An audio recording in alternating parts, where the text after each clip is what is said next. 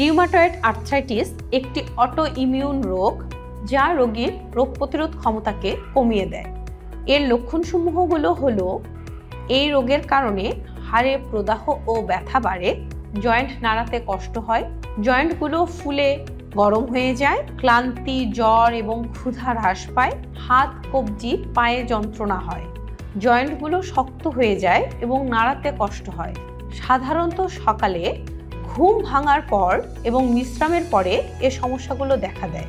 তবে রোগ অতিরিক্ত পর্যায়ে পৌঁছালে চোখ, ত্বক, ফুসফুস, হৃদযন্ত্র ও রক্তনালীতে সমস্যা হয়। রিউমাটয়েড আর্থ্রাইটিস প্রতিরোধ করার কোনো উপায় নেই, কিন্তু আপনি আপনার সম্ভাবনা কমাতে পারেন যদি আপনি ধূমপান ত্যাগ করেন।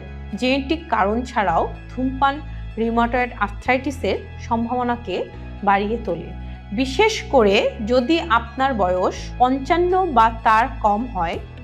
কিছু গবেষণায় দেখায় যে ধূমপান রোগটিকে আরও দ্রুততর করে তুলতে পারে এবং আরও জয়েন্টের ক্ষতির দিকে নিয়ে যেতে পারে।